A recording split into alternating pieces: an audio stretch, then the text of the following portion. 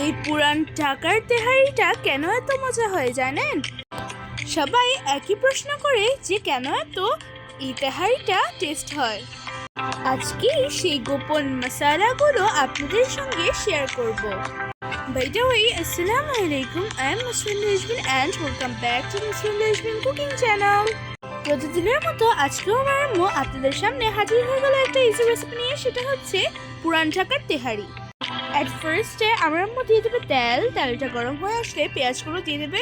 আর আমার আম্মু পেঁয়াজগুলোকে একটু চিকন চিকন করে কেটে নিয়েছে। তারপর এটাকে আস্তে আস্তে মিডিয়াম হিটে ভাজতে হবে। তারপর আমার আম্মু এটাকে কিছুক্ষণ ভেজে নেবে। যখন এরকম ব্রাউন কালার হয়ে আসবে তখন আমার আম্মু পেঁয়াজগুলোকে তুলে রাখবে। এখানে আমার আম্মু কিছু তেহারির মশলা রেডি করবে।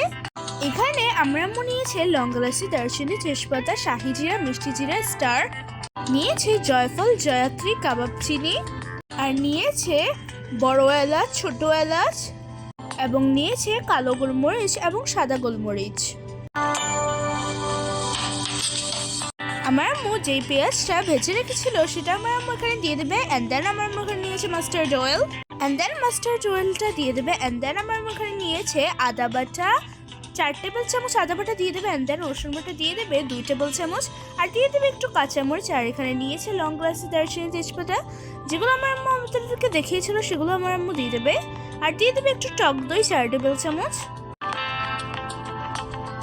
আর আমার আম্মু দিয়ে দেবে পিঙ্ক সল্ট 3 টেবিল চামচ, আর দিয়ে দেবে জয়ফল, জয়াত্রী বাটা, আর দিয়ে দেবে একটু টমেটো পেস্ট, আর দিয়ে দেবে একটু পেঁয়াজ, আর দিয়ে দেবে একটু টমেটো।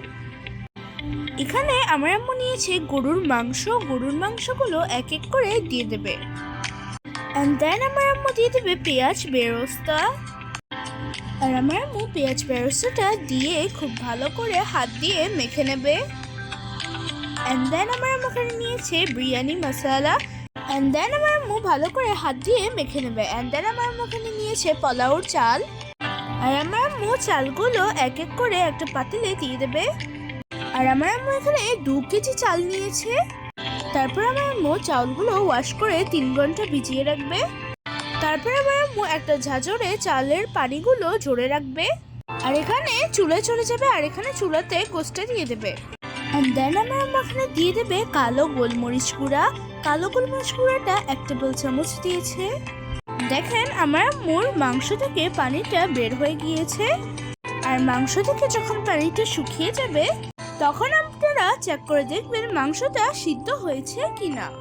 আমার আম্মু চেক করে দেখেছে মাংসটা সিদ্ধ হয়েছে কিনা। সো আমার আম্মুর মাংসটা সিদ্ধ হয় নাই, তাই আমার আম্মু গরম পানি অ্যাড করবে। আর গরম পানি দিয়ে কিছুক্ষণ সিদ্ধ করে নেবে আর ঢাকনাটা লাগিয়ে দেবে। এই তো আমার আম্মুর মাংসটা সিদ্ধ করা হয়ে গিয়েছে। আর আমার আম্মু মাংসগুলো তুলে রেখেছে। মাংসের ভেতরে যে তেলটা ছিল সেটা দিয়ে দেবে। অ্যান্ড দেন আমার আম্মু দিয়ে দেবে লং এলাচি, দারচিনি এবং তেজপাতা। আমার আম্মু যে চালগুলো ভিজিয়ে রেখেছিল সেগুলো আমার আম্মু দিয়ে দেবে। তারপর আমার আম্মু কিছুক্ষণ চাউলগুলোকে ভেজে নেবে। তারপর আমার আম্মু টেস্ট অনুযায়ী লবণটা দিয়ে দেবে। লবণটা দিয়েছে 1 টেবিল চামচ, আর দিয়ে দেবে একটু লেমন জুস। আমার আম্মু লেমন জুসটা এই জন্য অ্যাড করেছে যেন চাউলটা একদম ঝরঝরে থাকে। আর আমার আম্মু দিয়ে দেবে গরম পানি। তারপর আমার আম্মু দিয়ে দেবে মিল্ক পাউডার। তারপর আমার আম্মু মিল্ক পাউডারটা ভালো করে মিক্সড করে নেবে। তারপর আমার আম্মু দিয়ে দেবে বাদাম বাটা, চীনাবাদাম বাটা। এই তো দেখেন পানিটা একদম শুকিয়ে গিয়েছে, তাই আমার আম্মু গরুর মাংসগুলো অ্যাড করবে। অ্যান্ড দেন গরুর মাংসগুলো খুব ভালো করে মিক্সড করে নেবে। উপরের চাউলগুলো নিচে নিয়ে আসবে আর নিচের চাউলগুলো উপরে নিয়ে আসবে। এই তো আমার আম্মু দিয়ে দিল 1 টেবিল চামচ চিনি আর 1 টেবিল চামচ টেস্টিং সল্ট। অ্যান্ড দেন আমার আম্মু একটু অ্যাড করবে কেওয়া জল। আর আমার আম্মু কেওয়া জল 2 টেবিল চামচ করে দিয়েছে। অ্যান্ড দেন আমার আম্মু একটু অ্যাড করবে ঘিটা 2 টেবিল চামচ করে দিয়েছে।